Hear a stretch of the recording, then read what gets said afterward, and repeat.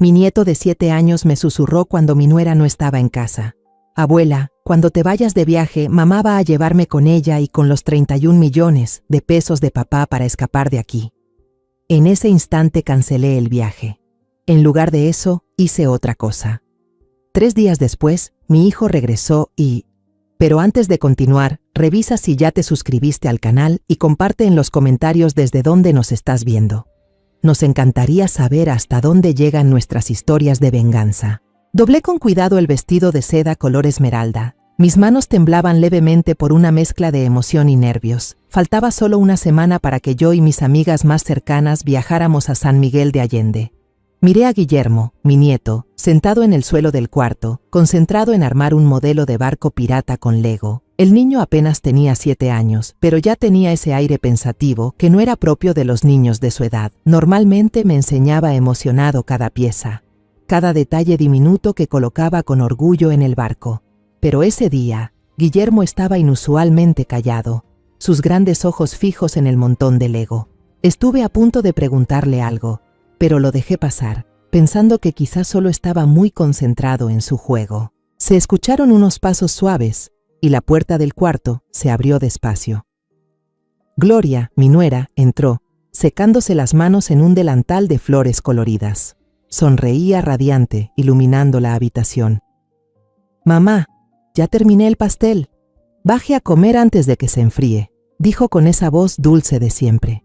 «Tengo que ir al mercado a comprar unos chiles frescos para preparar chiles rellenos esta noche». Asentí y le sonreí, elogiando su dedicación. Gloria siempre era así, atenta, hábil y llena de energía. Se inclinó para besar la mejilla de Guillermo, le acarició el cabello y luego salió. La puerta principal se cerró con un clic seco. Apenas se escuchó ese sonido, Guillermo dejó de armar el barco. Se levantó de golpe y corrió hacia mí, tirando con fuerza del borde de mi vestido. Me sobresalté y miré hacia abajo. Su carita estaba pálida, los ojos muy abiertos, llenos de miedo. «Abuela», murmuró con voz temblorosa. Me arrodillé frente a él, el corazón me latía más rápido. «¿Qué pasa, hijo? ¿Ocurre algo?», pregunté, intentando sonar tranquila para no asustarlo más. Guillermo me hizo una seña para que me acercara. Su aliento caliente y tembloroso rozó mi oído cuando susurró, tan bajito que tuve que esforzarme para oírlo. «Abuela, cuando te vayas de viaje, mamá va a escapar conmigo y con los 31 millones de pesos de papá». Sus palabras fueron como un cuchillo helado clavándose en mi pecho. Me quedé inmóvil, la cabeza me daba vueltas. Miré a Guillermo buscando alguna señal de que estuviera bromeando, pero solo vi una seriedad aterradora. «¿Qué dices? ¿Dónde escuchaste eso?», le pregunté con la voz temblorosa. Guillermo asintió con fuerza, como si temiera que no le creyera. «La oí hablando por teléfono en el cuarto de lavado», dijo en un susurro, temeroso de que alguien más escuchara. Mencionó a un señor llamado Héctor y dijo que irían a una casa cerca del mar, que se irían para siempre de aquí. Sentí que el pecho se me oprimía y me faltaba el aire. Abracé a Guillermo con fuerza, acariciándole la espalda, tratando de calmarlo y de calmarme yo también. «Gracias por decírmelo, Guillermo», susurré. «Eres muy valiente. Este será nuestro secreto, ¿sí?». El niño asintió, con los ojos aún preocupados, pero un poco aliviado por haberlo contado. Me levanté, la mente hecha un torbellino. Tomé el teléfono con manos temblorosas y busqué el número de Elena, la organizadora del viaje. Intenté sonar normal mientras le decía que no podría ir, que mis migrañas habían regresado de repente. Elena se mostró apenada, su voz llena de comprensión al otro lado de la línea. «Oh, Isabel, cuídate mucho, no te preocupes, tomaremos muchas fotos y te las enviaremos».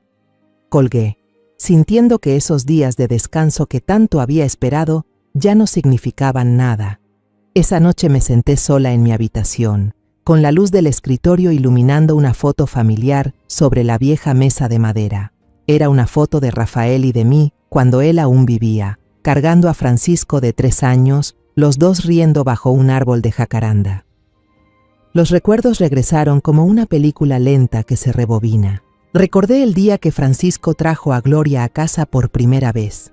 Ella entró a la casa con los ojos brillando y una sonrisa suave como el sol de primavera.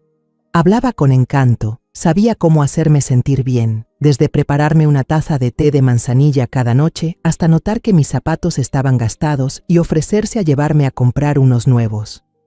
Pensé que Francisco era realmente afortunado de haber encontrado una esposa así. Recuerdo el día en que Francisco nombró a Gloria asistente ejecutiva en Vargas Ingeniería, la empresa que Rafael y yo habíamos construido con toda una vida de esfuerzo. Dijo que Gloria era inteligente, ágil y que podía ayudarlo a manejar las finanzas cuando él tuviera que viajar por trabajo. En ese momento me sentí orgullosa, convencida de que mi hijo no solo tenía una esposa dedicada, sino también una compañera de trabajo confiable. La voz de Gloria resonó desde la cocina, sacándome de mis pensamientos. «Mamá, baje a cenar. Hice chiles rellenos». Su tono era alegre, despreocupado, como si nada pasara. Respiré hondo y forcé una sonrisa antes de bajar las escaleras. La mesa estaba puesta. El olor a chiles rellenos con queso se esparcía por toda la cocina. Gloria sirvió una gran porción en mi plato. Sus ojos se cruzaron con los míos, aún tan dulces como siempre. Guillermo estaba a mi lado, comiendo en silencio, pero sus miradas furtivas me decían algo que no podía descifrar. Esa noche me quedé dando vueltas en la cama sin poder dormir. Esperé hasta casi las 2 de la mañana, cuando toda la casa estaba en silencio, y me levanté con cuidado. Mis manos temblaban mientras tomaba el teléfono y abría la aplicación de las cámaras de seguridad que Francisco había instalado hacía tiempo, diciendo que era para proteger a mamá. La luz azulada de la pantalla iluminó mi rostro. Introduje la contraseña, pero me equivoqué 2 veces antes de acertar. Fui revisando una a una las imágenes. La sala vacía, iluminada solo por la luz de la calle, la cocina en completa oscuridad, inmóvil como una pintura. Finalmente, me detuve en la cámara del pasillo del piso superior, enfocada hacia la pequeña biblioteca familiar, el rincón favorito de Rafael. Bajo la tenue luz de la lámpara vi la silueta de Gloria. No estaba en la habitación, ni recostada junto a la almohada que Francisco solía abrazar al dormir. Estaba escondida detrás de la estantería, justo en el punto ciego que ella creía que la cámara no alcanzaba. Mi corazón latía con fuerza, como si fuera a salirse del pecho. Activé el sonido, y su voz surgió clara pero suave, con un tono que jamás le había escuchado. Dulce, afectuoso, casi derretido. Amor, Héctor, te extraño. Ese nombre cayó como un rayo. Héctor Morales, el director de Morales Construcciones, el mismo hombre que Rafael solía llamar la serpiente disfrazada de socio. Nuestras empresas habían sido rivales durante años, en licitaciones, en alianzas falsas, en fingidos apretones de manos. Y ahora ese nombre salía de la boca de mi nuera con una intimidad que me heló la sangre. «En 3 días, Francisco seguirá en la obra de Puebla», murmuró Gloria. «El plan no cambia, solo tenemos que sacar el dinero del fondo de inversión y desaparecer. Para cuando él se dé cuenta, ya será demasiado tarde». Presioné el botón de grabar, temblando tanto que casi dejo caer el teléfono. El video registró cada segundo, cada palabra, una prueba imposible de negar. El dolor se mezcló con la furia, pero sabía que debía mantener la calma. A la mañana siguiente, me levanté cuando el cielo aún estaba cubierto de niebla. Me miré al espejo, consciente de que debía actuar, fingir que nada había pasado. Cuando Gloria entró a la cocina, con la misma sonrisa radiante, le dije que tenía una cita para tomar café con una vieja amiga en el centro, que estaría fuera todo el día. «Tenga cuidado, mamá», dijo ella, con su voz dulce, sin la menor sospecha. Asentí, fingiendo una sonrisa. Pero en lugar de ir al café, tomé un taxi directo a la sede de Vargas Ingeniería. El olor a madera vieja y papeles en la oficina me hizo recordar los días en que Rafael aún vivía, cuando juntos construimos la empresa desde cero. La recepcionista, Sofía, se sorprendió al verme. Abrió mucho los ojos. «Señora Isabel, no sabía que vendría hoy». La interrumpí con voz firme. «Sofía, Prepárame todos los archivos del proyecto del Puente Querétaro y los contratos de suministro de materiales de los últimos 6 meses. Llévalos al despacho de Francisco.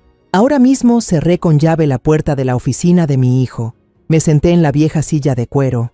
Abrí cada carpeta. Pasé cada hoja con total concentración. Mis ojos, aunque ya nublados por la edad, seguían siendo agudos al revisar cada cifra. Y entonces encontré las irregularidades. Una serie de facturas por la compra de acero a la empresa Aceros del Bajío, un nombre que nunca había escuchado, con precios un 20% más altos que los de nuestro proveedor habitual. El contrato de alquiler de excavadoras y rodillos indicaba modelos nuevos, pero los números de serie pertenecían a maquinaria antigua, de más de 10 años. Peor aún, un contrato de subcontratación había sido otorgado a una pequeña constructora que yo sabía perfectamente que era filial de Morales Construcciones. El nombre de Héctor volvía a aparecer, como un fantasma. Debajo de todos esos documentos fraudulentos, en el apartado de aprobación, estaba la firma de Gloria, acompañada por una nota fría. En representación del director Francisco Vargas durante su viaje de trabajo, apreté el borde del escritorio. Sentí la sangre hervir. Esto no era solo un asunto de dinero. Gloria estaba confabulando con el enemigo para desfalcar la empresa, para destruir el legado que Rafael y yo habíamos construido con toda una vida de esfuerzo. Miré la foto colgada en la pared. Rafael sonreía, con una mirada llena de orgullo al lado de Francisco, el día de la inauguración de la primera obra de Vargas Ingeniería. «Rafael, ¿qué debo hacer?», susurré como si pudiera oírme. En ese momento, el teléfono de la oficina sonó. El timbre cortó mis pensamientos como una cuchilla. En la pantalla aparecía el nombre Francisco. Sentí un nudo en el pecho, como si me apretaran el corazón. Respiré hondo, intentando controlar mi voz para no mostrar mi agitación. Contesté, con voz temblorosa pero serena. «Te escucha, mamá, hijo». Francisco, al otro lado, sonaba alegre. Contaba que la obra en Puebla avanzaba bien. «¿Cómo está mamá? ¿Y Guillermo? La obra en Puebla va excelente. Tal vez regrese antes de lo previsto». Su voz irradiaba energía, como un rayo de sol en un día nublado. Pero no podía compartir su alegría. Respiré profundo, tratando de mantener la calma. «Estoy bien, hijo. Guillermo también se porta muy bien. Tú sigue trabajando, no te preocupes». No podía decirle la verdad por teléfono. No todavía, no mientras todo seguía siendo tan incierto. Colgué, aún con las manos aferradas al auricular. De camino a casa, pasé por la panadería favorita de la familia y compré una caja de pan dulce recién hecho. Necesitaba que todo pareciera normal, mantener la fachada, al menos hasta tener más pruebas. Al entrar a casa, Gloria me recibió en la puerta, con su sonrisa habitual. «¿No está cansada, suegra? He preparado la cena, descanse un poco». Su mirada se desvió hacia los documentos que llevaba bajo el brazo, las copias de las facturas irregulares que había impreso en la oficina. Sonreí, fingiendo naturalidad. «Oh, solo son algunos papeles viejos que traje para leer. Ya sabe, cosas de una vieja nostálgica». Ella asintió, pero noté que sus ojos me observaban, evaluando. Mi corazón latía con fuerza, pero mantuve la sonrisa mientras entraba a la cocina como si nada pasara. La cena transcurrió en un silencio tenso, aunque en apariencia todo parecía normal. Solo la voz de Guillermo rompía la quietud, contando entusiasmado un partido de fútbol en la escuela, cómo falló un penalti, pero sus amigos lo consolaron con palmadas. Sonreí, le acaricié la cabeza, pero mi mente estaba en otro lugar. Gloria no dejaba de servirme comida, atenta, con una sonrisa. «Mamá, pruebe este pedazo de pescado», me quedó en su punto. Pero cada vez que sus ojos se cruzaban con los míos, veía en ellos un brillo extraño, como si tratara de averiguar cuánto sabía yo realmente. Respondía con frases cortas, cuidando no dejar ver mis emociones. Después de la cena, cuando Guillermo ya se había ido a su cuarto con su modelo de barco pirata, Gloria apareció con una taza de té de manzanilla y la puso frente a mí. «Tómelo, mamá, le ayudará a dormir mejor», dijo con voz suave, casi un susurro. Se sentó frente a mí, entrelazando las manos, con un aire de duda, como si estuviera sopesando algo importante. Luego, decidida, Empujó hacia mí un grueso expediente. Mamá, necesito que me ayude con esto. Francisco llamó esta tarde. Dice que debemos completar el trámite de garantía del patrimonio de Guillermo antes de que termine el trimestre. Es solo un procedimiento, pero requiere su firma como cofundadora. Su voz sonaba dulce, pero yo percibí una leve tensión. Miré el expediente y sentí el corazón golpearme el pecho. Sabía que era eso, la última pieza del plan que Guillermo me había advertido, el que la grabación confirmaba. Me puse las gafas, fingí revisar las primeras páginas como si fueran simples documentos administrativos, pero cuando llegué a la hoja marcada con un post-it amarillo, leí el título en letras grandes: Autorización de transferencia de capital del Fondo de Inversión del Proyecto. La cifra de 31 millones de pesos resaltaba ante mis ojos como una sentencia. Exactamente lo que Guillermo me había dicho. Sentí la sangre subir a la cabeza, pero me obligué a mantener la calma. La miré fijamente. En sus ojos aún brillaba seguridad, aunque percibí un atisbo de inquietud. Me quité las gafas y coloqué el expediente sobre la mesa. Mamá ya está vieja, la vista me falla, dije despacio. Además, tu padre, en vida, siempre me repetía que nunca firmara papeles importantes sin un abogado o sin Francisco presente. La sonrisa de Gloria se tensó apenas un instante, pero fue suficiente para notarlo. Pero Francisco dijo que es urgente, mamá. No quiere retrasar el trámite, replicó con un tono más alto de lo habitual. La interrumpí, serena pero firme. No pasa nada, hija. Esperemos a que él vuelva. No quiero firmar algo mal y causarle problemas. Guárdalo por ahora. Vi cómo apretaba el expediente con tanta fuerza que los nudillos se le pusieron blancos, conteniendo algo que no podía expresar. Está bien, hablaré con él, murmuró antes de levantarse y marcharse rápido a su habitación. La puerta se cerró y un silencio pesado cayó sobre la casa. Esa noche, acostada, miré el techo sin poder dormir. Estaba segura de que Gloria sabía que yo ya sospechaba. Su mirada inquisitiva, la forma en que sostuvo el expediente, el leve temblor en su voz, eran señales claras. El juego del gato y el ratón acababa de empezar. A la mañana siguiente, en cuanto Gloria dejó a Guillermo en la escuela y se fue al trabajo, llamé de inmediato a Verónica Duval. No a su celular, sino a la oficina del bufete. Verónica, soy Isabel, dije con voz baja pero decidida. Necesito verte. Es urgente. En el café El Corregidor, dentro de una hora Verónica solo respondió, allí estaré. Colgué el teléfono sintiendo que acababa de dar un paso más en una guerra que nunca imaginé tener que librar. Verónica era mi amiga desde los inicios de Vargas Ingeniería, cuando Rafael y yo éramos jóvenes y llenos de entusiasmo. No solo era la asesora legal de la empresa, también había estado a mi lado en todos los momentos difíciles. Inteligente, firme y absolutamente confiable, era la única persona con la que podía compartir aquel secreto aterrador. En el café El Corregidor, en un rincón discreto donde el aroma del café tostado se mezclaba con la música suave de un bolero, le conté todo. Las palabras de Guillermo, la grabación que había escuchado por la cámara, las facturas falsas que encontré en la oficina y la escena de la noche anterior, cuando Gloria intentó que firmara la transferencia de los 31 millones de pesos. Deslicé mi teléfono hacia ella, mostrando el video aún abierto en la pantalla.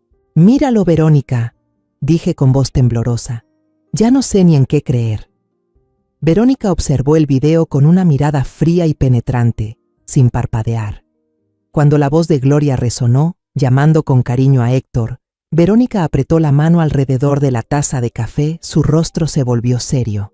«Isabel», dijo con voz baja pero firme, «estamos frente a una estafa organizada, pero las palabras de una niña de 7 años y un video sin rostro no serán suficientes para acusar en un tribunal.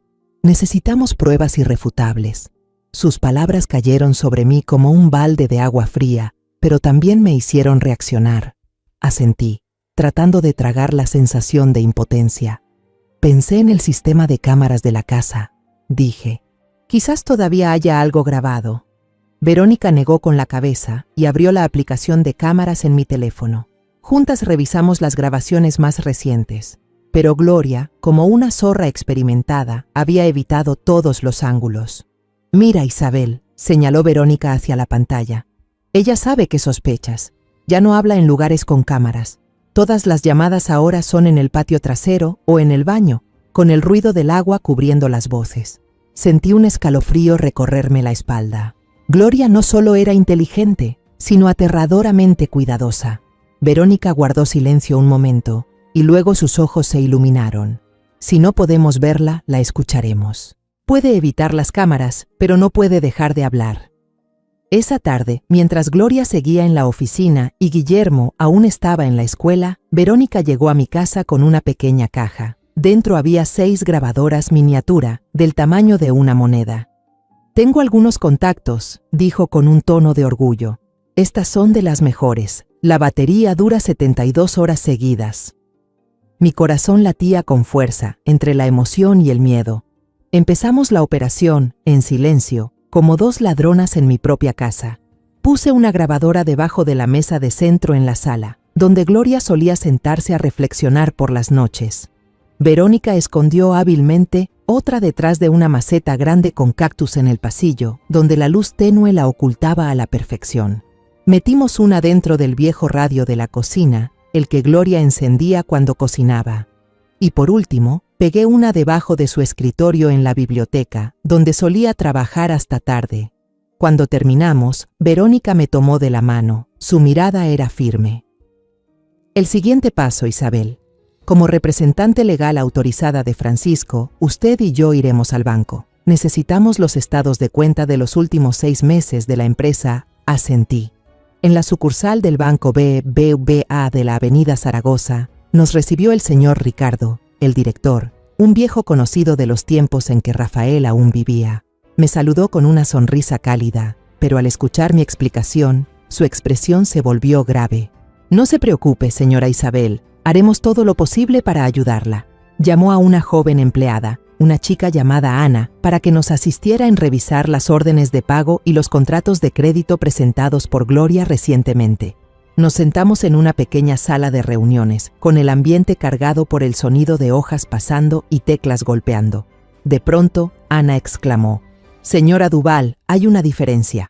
Colocó 2 firmas de Francisco una al lado de la otra, una auténtica del expediente original y otra de los documentos entregados por Gloria. «Mire el trazo de la B en Vargas», dijo Ana emocionada.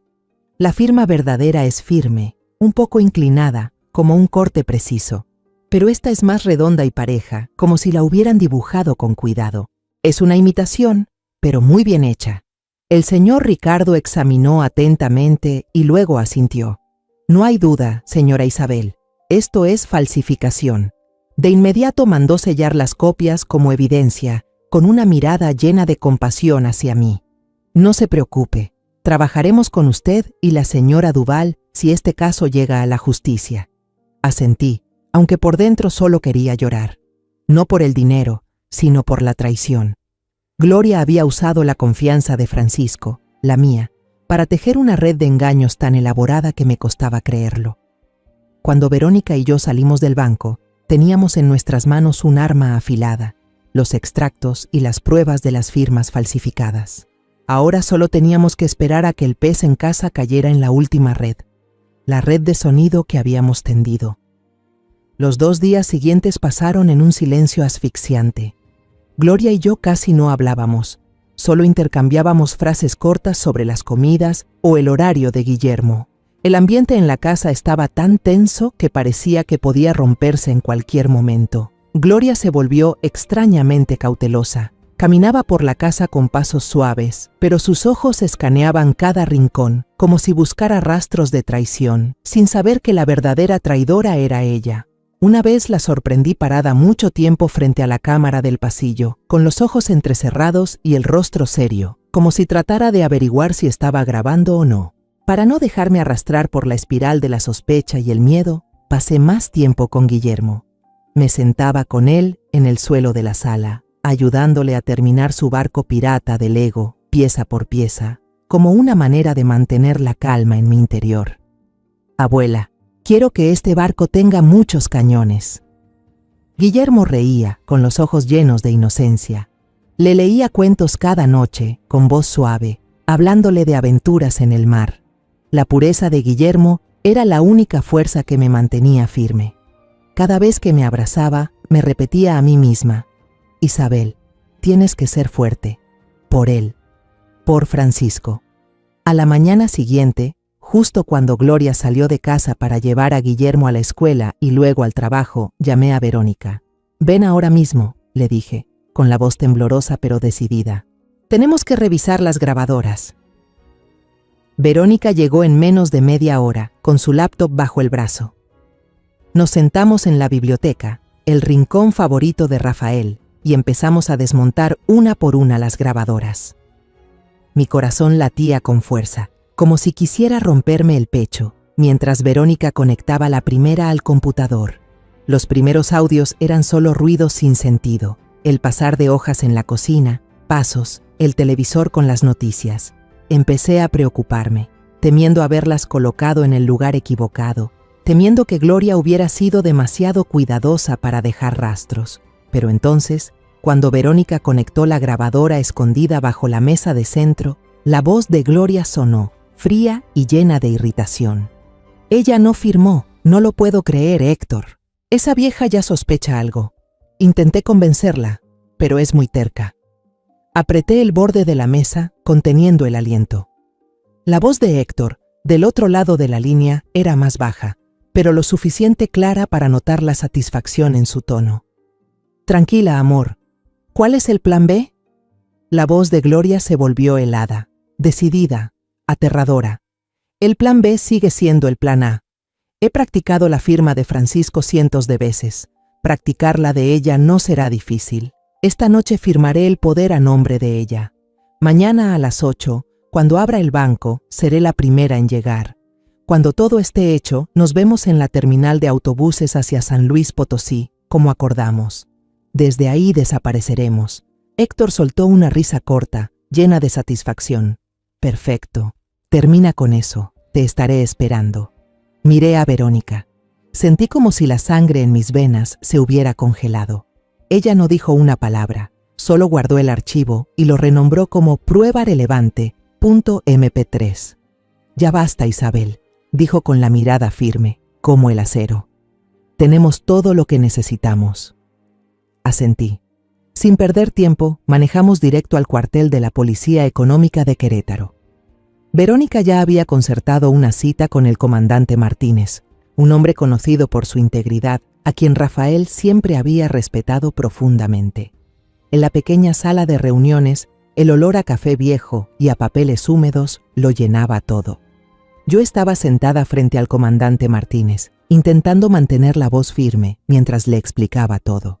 Verónica colocó frente a él una carpeta, copias de facturas falsas, extractos bancarios con firmas falsificadas y, por último, una memoria USB con la grabación. El comandante Martínez escuchó una y otra vez la conversación. Su rostro se endurecía cada vez más, las cejas fruncidas. «No puedo creerlo», dijo, golpeando la mesa con la mano. El sonido me hizo sobresaltarme. «Fraude, falsificación de documentos, colusión con la competencia. Este caso es lo bastante grande como para que intervengamos de inmediato». Verónica habló, con voz tranquila pero llena de autoridad. «Comandante, ella irá mañana a las 8 de la mañana a la sucursal del Banco BBVA en la avenida Zaragoza. Pedimos una detención en el acto. Es la única manera de que no pueda negar lo que hizo». Martínez asintió, con una mirada decidida. «De acuerdo. Mi gente estará allí desde las 7, tanto como empleados del banco como clientes. La transacción se detendrá. En cuanto entregue los documentos, actuaremos». Al salir de la comisaría, caminé por la calle soleada de Querétaro. Sentí un pequeño alivio, pero el dolor en el pecho crecía. Estaba a punto de presenciar cómo mi familia se destruía. Esa noche, mientras estaba sentada en la sala, apareció un mensaje de Francisco en la pantalla de mi teléfono. «Mamá, la obra terminó antes de tiempo. Estoy en el aeropuerto, a punto de tomar el vuelo nocturno. Mañana, alrededor de las 7, aterrizo y voy directo a casa. Prepárame los chilaquiles que me gustan». Leí el mensaje una y otra vez. Cada palabra era como una puñalada. El destino era cruel. Mi hijo, con el entusiasmo de quien está por regresar a casa, No sabía que al día siguiente su mundo se vendría abajo. Las lágrimas me corrieron por las mejillas. Las limpié, respiré hondo y me recordé que no podía flaquear.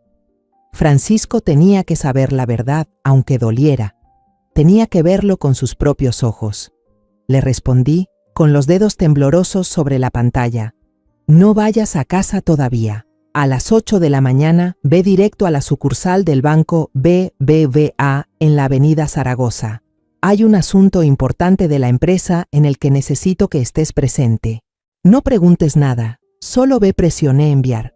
Mi corazón latía con fuerza, como si acabara de lanzar a mi hijo a una tormenta de la que no podría protegerlo.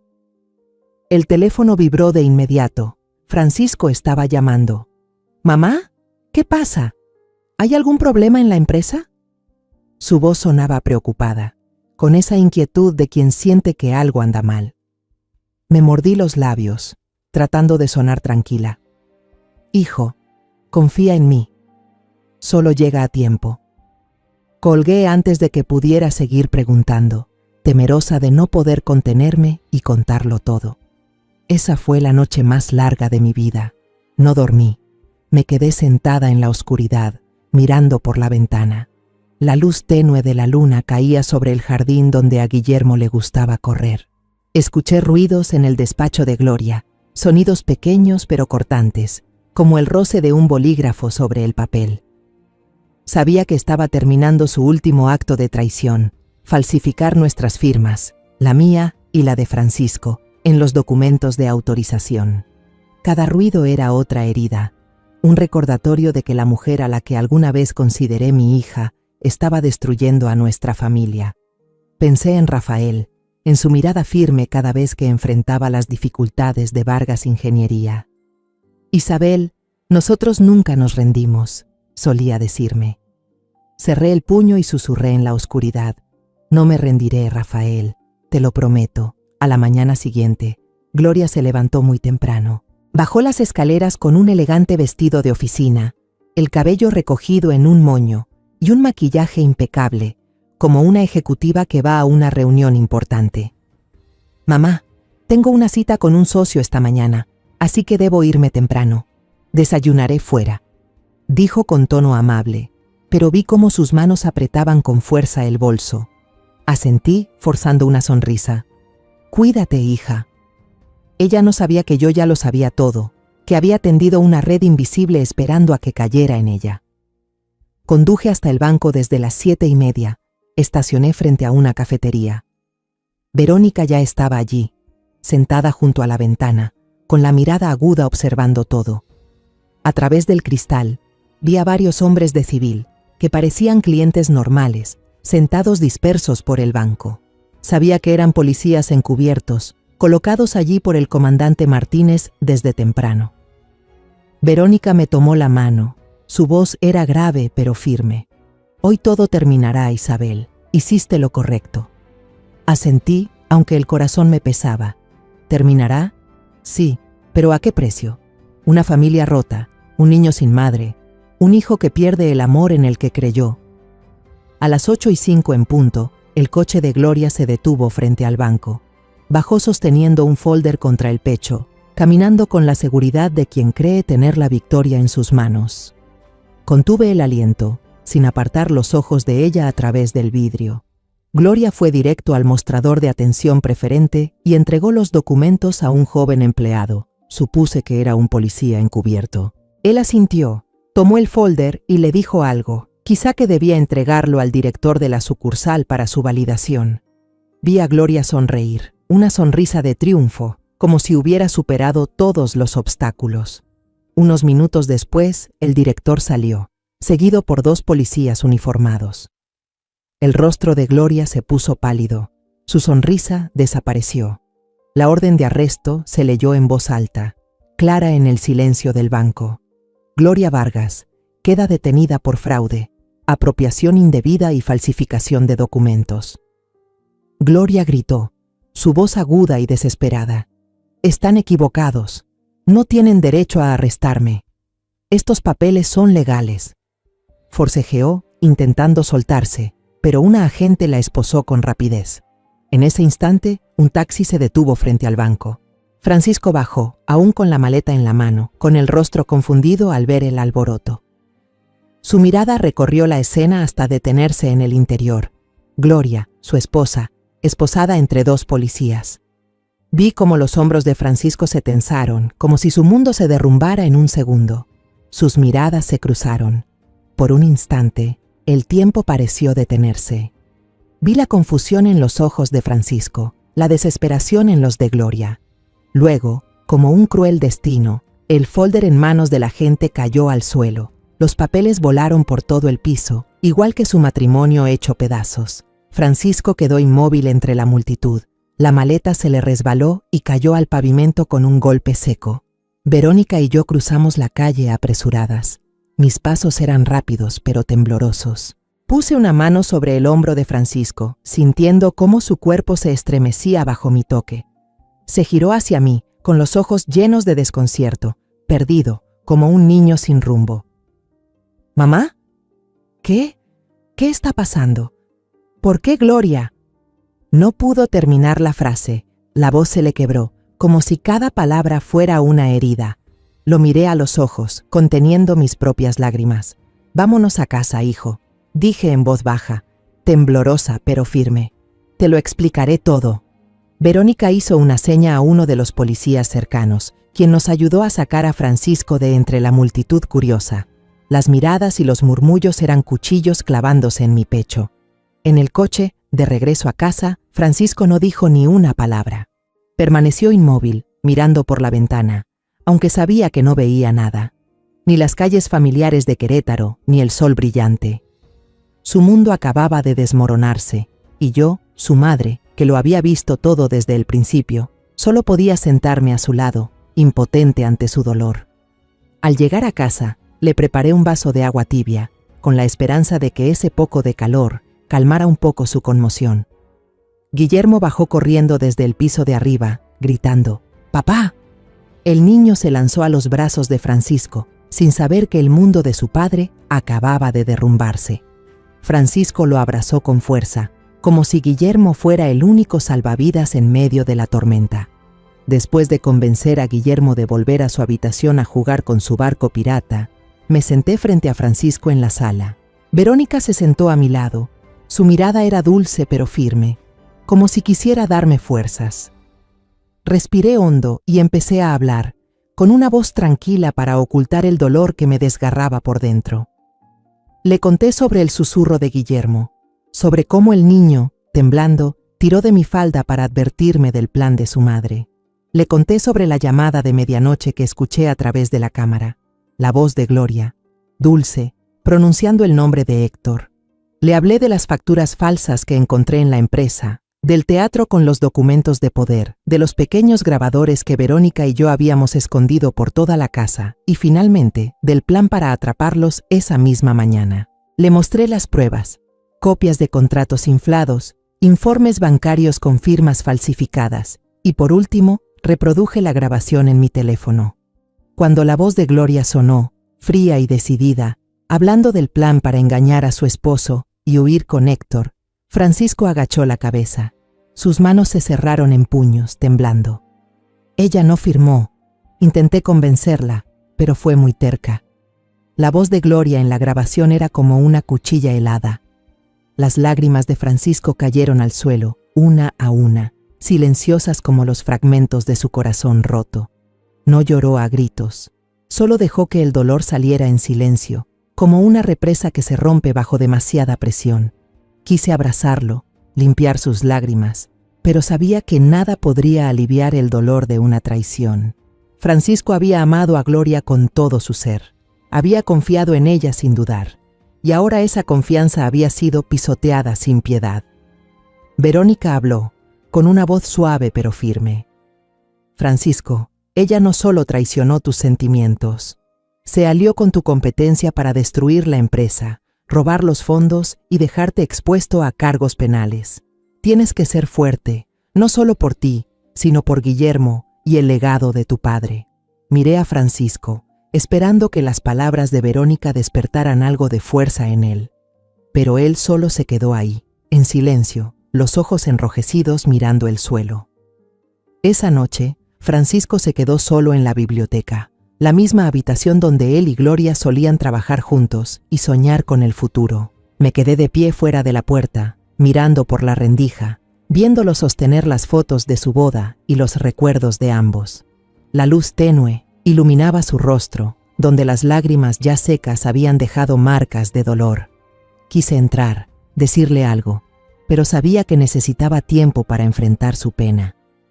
Cerca del amanecer, Francisco salió, los ojos aún rojos, pero con una mirada firme. Me miró y dijo con voz ronca pero decidida: «Mamá, ya lo decidí. Voy a divorciarme. Tengo que obtener la custodia de Guillermo. No puedo permitir que mi hijo crezca al lado de una madre así». Asentí, mientras las lágrimas me corrían por las mejillas. Me sentí orgullosa de la fuerza de mi hijo, pero también destrozada, sabiendo que había pagado un precio demasiado alto por esa determinación. A la mañana siguiente, Francisco y Verónica fueron al despacho del abogado para redactar la solicitud de divorcio y preparar los documentos para obtener la custodia total de Guillermo. Yo me quedé en casa jugando con el niño, intentando que no notara la tensión que flotaba en el aire. Al mismo tiempo, llegó la noticia de la policía. Héctor Morales, al enterarse de que Gloria había sido arrestada, intentó huir por la frontera, pero fue detenido en un control en Ciudad Juárez. Todos sus caminos habían sido bloqueados. Un mes después, el caso fue llevado a juicio en el Tribunal de Querétaro. La sala del tribunal estaba llena, sofocante, entre un murmullo constante de voces. Periodistas, gente del sector de la construcción y curiosos. El escándalo entre Vargas Ingeniería y Morales Construcciones se había convertido en tema de conversación en toda la ciudad, como una mancha de tinta que se extendía sobre el nombre de mi familia. Me senté en la primera fila, junto a Francisco y Verónica, intentando mantener el rostro sereno. Gloria y Héctor estaban frente al estrado, a solo unos metros de mí, pero parecían pertenecer a otro mundo. Gloria estaba demacrada, su cabello despeinado, sin rastro de la mujer elegante que alguna vez había entrado al banco con aire altivo. Héctor, con su traje desarreglado, parecía un hombre que lo había perdido todo. Gloria no se atrevía a mirar hacia nosotros, sus ojos clavados en el suelo, como si quisiera evitar la mirada de Francisco. Lo miré de reojo y vi sus hombros tensos, las manos apretadas sobre los muslos. No dijo una palabra, pero sabía que dentro de él se libraba una tormenta de dolor y rabia.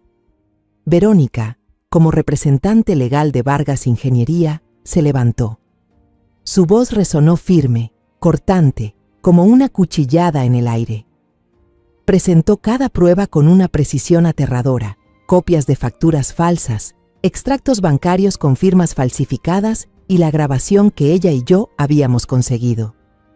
Cuando Verónica reprodujo el audio, la sala quedó en silencio absoluto. La voz de Gloria sonó fría y decidida. Esta noche firmaré la última parte de la autorización con su firma. Mañana, a las 8, seré la primera en llegar. Vi cómo los hombros de Francisco temblaban ligeramente, como si cada palabra fuera otra puñalada en su corazón. El abogado defensor de Gloria se levantó, intentando argumentar que ella era solo una víctima, que Héctor la había manipulado y obligado.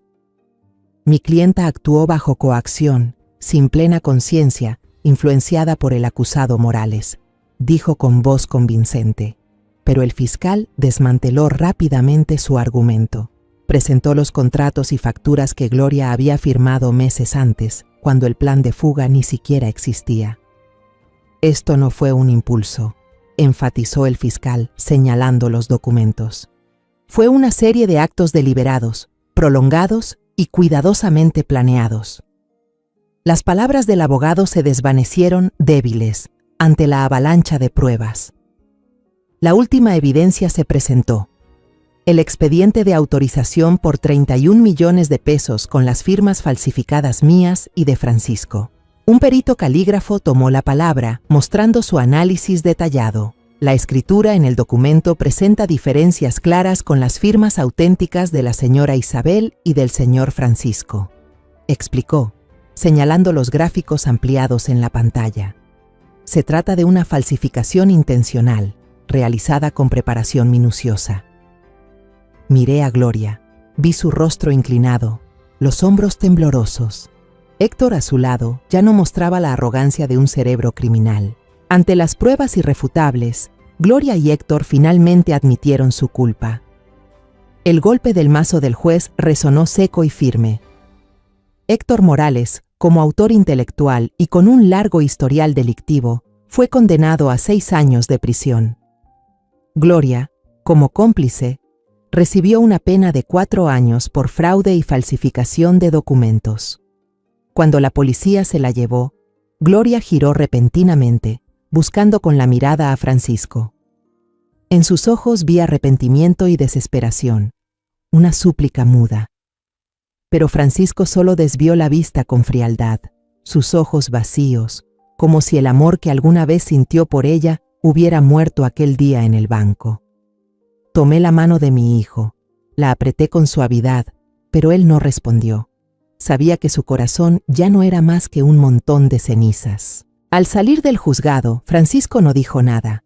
Caminaba como un autómata, con la mirada clavada en la acera. Verónica me dio una palmada en el hombro y susurró: «Isabel, hiciste lo correcto. Se hizo justicia, pero la justicia, por más implacable que sea, no puede sanar las cicatrices que llevamos por dentro».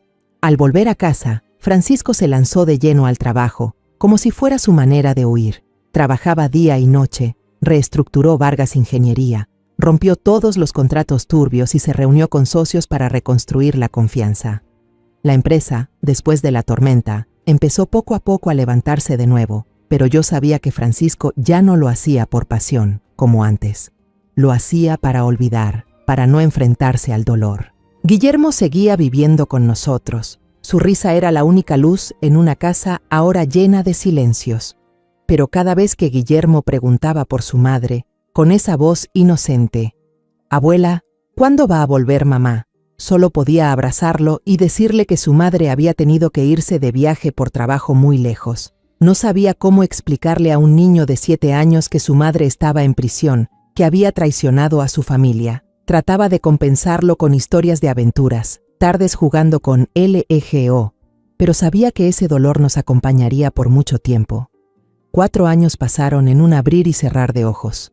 Nuestra casa por fin había recuperado algo de calma, aunque no la plenitud de antes. Me sentaba en el sillón del salón, mirando el jardín donde el sol de Querétaro brillaba entre las jacarandas. La risa de Guillermo resonaba desde el patio trasero, donde jugaba al fútbol con Francisco. Francisco había cambiado por completo. La debilidad y la ingenuidad de antes habían desaparecido, dando paso a un hombre maduro, decidido, pero más callado. Dirigía Vargas Ingeniería con una dedicación que nunca antes había tenido, como si el trabajo fuera la única forma de no hundirse en los recuerdos dolorosos. Bajo su liderazgo, la empresa no solo se recuperó, sino que creció con fuerza, ganando grandes proyectos nacionales, desde carreteras hasta obras públicas. Al mirar a mi hijo, veía en él algo de Rafael, la determinación, el orgullo y también la soledad que un día vi en los ojos de mi esposo en los momentos más difíciles. Pero lo que más me enorgullecía era cómo Francisco era como padre. Por más ocupado que estuviera, siempre encontraba tiempo para Guillermo. Por las noches, los veía a los dos sentados en el suelo de la sala, concentrados en armar modelos complicados, desde naves espaciales hasta castillos antiguos. Los fines de semana iban juntos al Parque Alameda Hidalgo, donde Francisco le enseñaba a Guillermo a patear la pelota y reía cuando el niño caía sobre el pasto. Sabía que Francisco intentaba llenar el vacío que Gloria había dejado. Guillermo ya tenía 11 años, más alto y más inteligente de lo que imaginaba. Ya no preguntaba tanto por su madre, pero sabía que aún guardaba un hueco en su corazón. Hace un año, Francisco y yo nos sentamos con él, eligiendo con cuidado cada palabra para explicarle una parte de la verdad. «Tu mamá cometió un error», le dijo Francisco con voz baja pero dulce, «y necesita tiempo para corregirlo. Pero tu abuela y yo siempre estaremos aquí contigo». Guillermo asintió, con la mirada seria, como si entendiera más de lo que decíamos. Lo abracé fuerte. sintiendo su pequeño corazón latir con fuerza. Verónica seguía viniendo a cenar con frecuencia, trayendo risas y anécdotas que aligeraban el ambiente. Se había convertido en una parte esencial de la familia, como una tía o una amiga en quien podíamos confiar. Las cenas con Verónica siempre estaban llenas de risas. Francisco la molestaba por no querer jubilarse, y Guillermo no paraba de contar historias del colegio. Esos momentos hacían que la casa volviera a sentirse cálida. Le agradecía a Verónica, no solo por ayudarnos a sobrevivir la tormenta, sino por quedarse, por ser esa luz que nos guió en los días más oscuros. Una tarde de sábado, el cielo de Querétaro estaba despejado y suave. Yo estaba con Guillermo cuidando el rosal del patio trasero. El niño cortaba con cuidado las ramas secas, tarareando una canción que había aprendido en la escuela. El timbre del portón sonó, suave pero prolongado. Pensé que era el repartidor, así que grité: «¡Déjalo ahí, por favor!». Pero el timbre volvió a sonar, insistente y un poco vacilante, como si la persona afuera no quisiera irse. Extrañada, me limpié las manos en el delantal y caminé hacia la entrada, con una ligera inquietud en el pecho. Frente al portón había una mujer. Estaba delgada, la piel curtida por el sol. El cabello negro que antes llevaba largo ahora estaba corto, pegado a la nuca. Vestía ropa sencilla, algo gastada, y tenía las manos entrelazadas frente al pecho, como si intentara contener algo. Me tomó unos segundos reconocer que era Gloria. 4 años en prisión le habían quitado toda la belleza y el orgullo de antes, dejando solo el cansancio y la dureza marcados en su rostro. Sus ojos estaban hundidos, la mirada esquiva, sin rastro de la firmeza que recordaba. El corazón me dio un vuelco, no por rabia, sino por una mezcla de dolor y compasión. Nos quedamos ahí, mirándonos a través de las rejas, sin decir palabra. El silencio se alargó, solo roto por el susurro del viento entre las ramas de los jacarandas. Al verla tan débil y consumida, solo vi a una persona que lo había perdido todo. Finalmente, fue Gloria quien habló, con la voz ronca y apenas audible: «Señora, mamá». Aquella forma de dirigirse a mí, tan familiar y cálida en el pasado, sonó ahora extraña, amarga, como una vieja herida abierta de nuevo. No respondí, solo la miré en silencio, esperando. Gloria bajó la cabeza, las manos entrelazadas con fuerza, tratando de contener sus emociones. «Acabo de salir de prisión hace unos meses», dijo con voz temblorosa. «No vengo a pedirle perdón ni a usted ni a Francisco, porque sé que mi culpa es demasiado grande». Contó que después de salir, había intentado encontrar trabajo en Querétaro, pero todas las puertas se cerraban en su cara. El escándalo de años atrás se había extendido como una mancha imposible de borrar, y la gente la evitaba.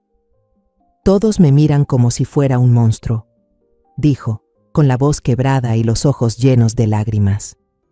Me quedé en silencio, escuchando, no porque quisiera perdonarla, sino porque quería entender. Entender por qué estaba ahí, después de todo lo ocurrido. «Decidí irme», continuó Gloria, con la mirada perdida, como imaginando un lugar lejos de Querétaro.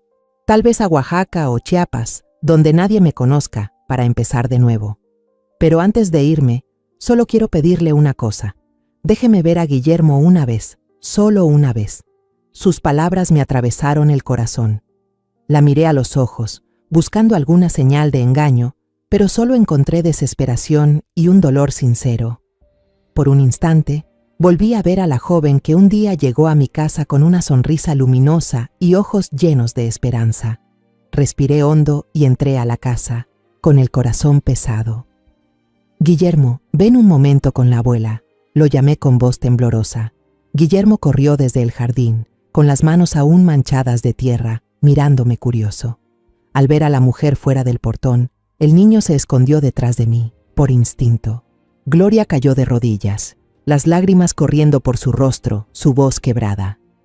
«Guillermo, soy tu mamá». El niño dudó, con los ojos abiertos de par en par, como tratando de recordar un recuerdo lejano. Puse mi mano en su hombro, apretando suavemente para darle valor. Gloria extendió la mano, temblando, y acarició la mejilla de su hijo. Has crecido tanto. Ya eres todo un hombrecito, dijo entre sollozos, como si cada palabra le costara el alma. Gloria lo abrazó, llorando desconsoladamente sobre su hombro. Guillermo, algo confundido, permaneció quieto un momento, pero luego, como por un milagro de bondad, rodeó a su madre con los brazos y le dio unas palmaditas suaves en la espalda. Ese gesto, tan tierno y lleno de compasión, me apretó el corazón. El niño no dijo nada, solo se quedó allí, abrazando a su madre, como si intentara comprender lo que había pasado. Miré aquella escena con el corazón apretado. Aunque Gloria había causado tanto dolor, Guillermo todavía sentía compasión por ella, algo que yo no estaba segura de poder hacer. Después de un rato, Gloria soltó a Guillermo y se secó las lágrimas rápidamente. Se puso de pie, inclinó la cabeza profundamente frente a mí y dijo con voz temblorosa: «No tengo nada más que decir, solo gracias. Gracias por haber criado a mi hijo tan bien».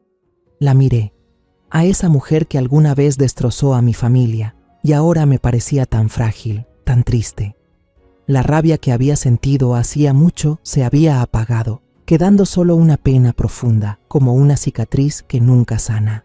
Respiré hondo y le hablé con voz suave pero firme. «Vete, Gloria. A partir de ahora, vive con decencia y sé responsable contigo misma. Esa es la única manera de redimirte». Ella asintió. Las lágrimas seguían corriendo, pero no dijo más. Se dio la vuelta y se fue. Su figura pequeña y tambaleante desapareció entre los jacarandas al final de la calle, sin mirar atrás. Guillermo se quedó a mi lado, tomó mi mano con fuerza. Su manita cálida temblaba un poco. Levantó la mirada, con ojos claros, pero llenos de una tristeza que yo sabía que no podía borrar.